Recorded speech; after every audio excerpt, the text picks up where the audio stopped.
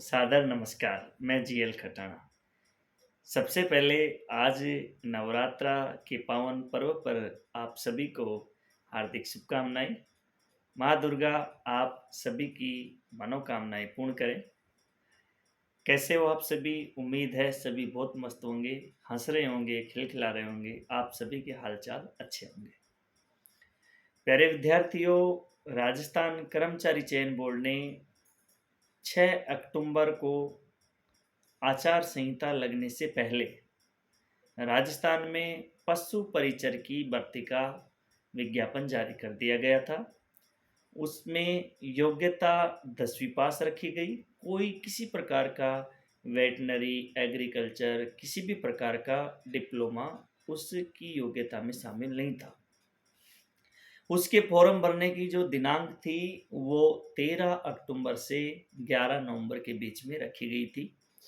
और जिन्होंने one time registration का फॉर्म अप्लाई कर रखा है, उनके सिर्फ ऑनलाइन करने वाले कंप्यूटर वाले जो बाज़ार में होते हैं, उनको ही शुल्क देना था। बाकी कोई रजिस्ट्रेशन शुल्क नहीं देना था, क्योंकि गवर्नमेंट ने एक बार ऑनलाइन रजिस्ट्रेशन होने के बाद में बार-बार अभ्यर्थियों से फीस नहीं लेने का एक नियम बना दिया है, जो विद्यार्थी के लिए अच्छा फैसला है। हम उस फैसले का स्वागत करते हैं। अब हुआ क्या, मेन बात ये है, 9 अक्टूबर से राजस्थान में चुनाव होने वाले हैं, तो 9 अक्टूबर से भारत निर्वाचन आयोग द्वारा आचार संहिता लगा दी गई। आचार संहिता लगने के बाद नियमानुसार किसी भी भर्ती का विज्ञापन जारी नहीं हो सकता है। गवर्नमेंट उसका विज्ञापन जारी नहीं कर सकती है। हाँ, यदि गवर्नमेंट विज्ञापन जारी करने की इच्छुक हो, तो वो भारत निर्वाचन आयोग के द्वारा अनुमति लेनी पड़ेगी। और यदि निर्वाचन इलेक्शन जो कमीशन है, वो अनुमति देता है, तो वो विज्ञापन जारी करवा सकता है।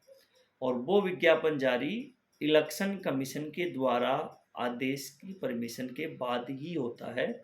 गवर्नमेंट आचार संहिता लगने के बाद में किसी भर्ती का विज्ञापन जारी नहीं कर सकती है। ये एक नियम होता है। फुल हाई कमीशन की बैठक बुलाई गई और राजस्थान कर्मचारी जो चयन बोर्ड है, उन्होंने इस राजस्थान में पशु परिचर एनिमल अटेंडेंट जो वैकेंसी है, इसके फॉर्म भरने 13 अक्टूबर को स्टार्ट होने वाले थे। इसको स्थगित कर दिया है, पोस्टपोन कर दिया है। और उन्होंने इसका कारण लिखा है अपरिहार्य कारण।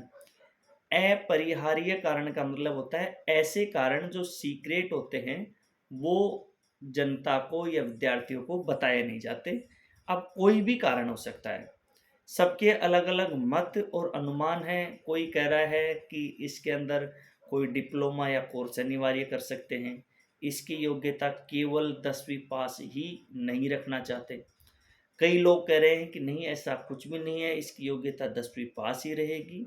और इसमें 18 वर्ष से और 40 वर्ष तक के जो आयु के लोग हैं, उनका आवेदन करने का प्रावधान था। और नियमानुसार एससी, एसटी, ओबीसी, एमबीसी उनको आयु में छूट देने का प्रावधान भी था। तो आप बिल्कुल भी चिंतित नहीं होइए। इसमें अभी ऐसा कोई भी ऑथेंटिक ऐसा रूल नहीं बनाया गया है कि कोई डिप्लोमा चाहिए, वेटनरी, एग्रीकल्चर डिपार्टमेंट से होना कंपल्सरी है, ऐसी कोई भी बात नहीं है। ये वैसे ही स्थगित की गई है। एक्चुअल क्या पोजीशन है, क्या कारण है, वो सबके सामने कुछ दिनों के बाद में आ जाएगा।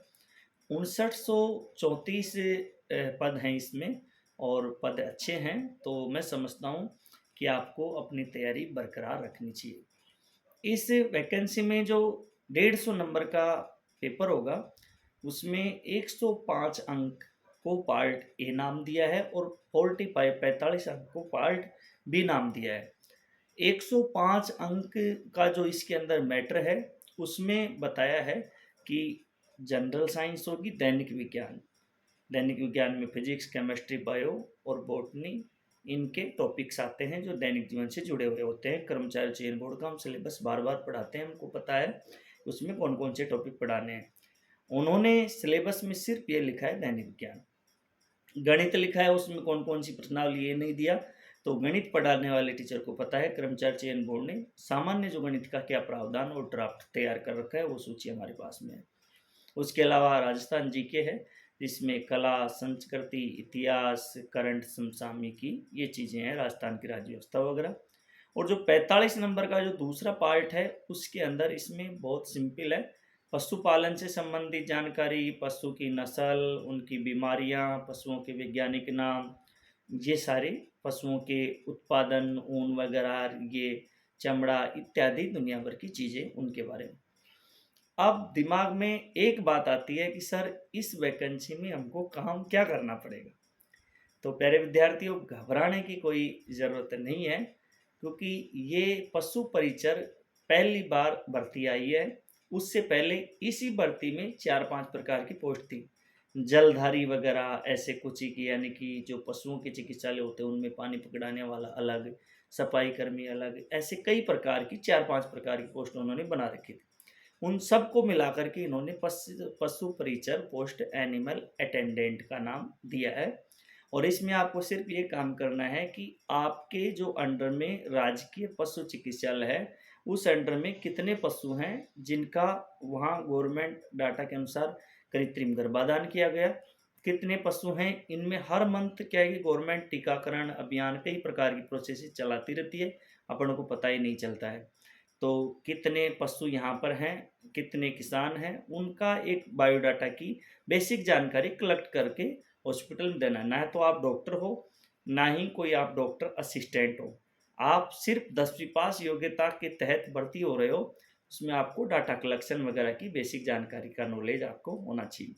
अब आपको पता है इसमें कितना आप काम करोगे, क्योंकि डाटा कलेक्शन वगैरह घर पे बैठे बैठे करते। आप समझो अपन गाँव से हैं, तो अपने गांव के अंदर कितनी बार सरकारी पशु चिकित्सालयों की टीम आती है कि हम ये टीकाकरण कर दिए, अब की बार ये टीका चल रहा है, पशुओं में खुरपका बीमारी चल रही है, मुंह पका चल रही है, इतने पशु यहाँ पर बीमार है, तो वो डाटा वहाँ ले जा करके देंगे। उतनी दवा वैक्सीन वगैरह वो वहाँ से जो पशु चिकित्सा अधिकारी है वो वहाँ से आगे से ऑर्डर मंगवाएगा, ये सारी चीज़ें। तो ये लगभग कागजों में ही काम किया जाता है। एक्चुअल मेरा मानना तो ये है कि यदि आपका जो काम है, दैनिक दायित्व है, ड्यूटी है, उसको किसी भी सरकारी विभाग में अच्छी तरीके से बखूबी निभाना चाहिए, ताकि ये एक प्रशासनिक व्यवस्था है, उसकी चयन में अपन जो भी सभी कर्मचारी हैं वो एक हिस्सा होते हैं, और सभी को अपनी तरफ से बेस्ट 100% देना चाहिए, ताकि उस व्यवस्था को भी अच्छी तरीके से बनाया जाए और सभी तक वो योजनाएं हैं जिनका लाभ पहुंच सके। ये बहुत बेहतरीन होता है। तो आप इसकी बेस्ट से बेस्ट तैयारी करते रहें, और इससे संबंधित कोई भी किसी भी प्रकार का कन्फ्यूजन हो तो आप कमेंट बॉक्स में कमेंट करके ज़रूर मेरे से पूछें।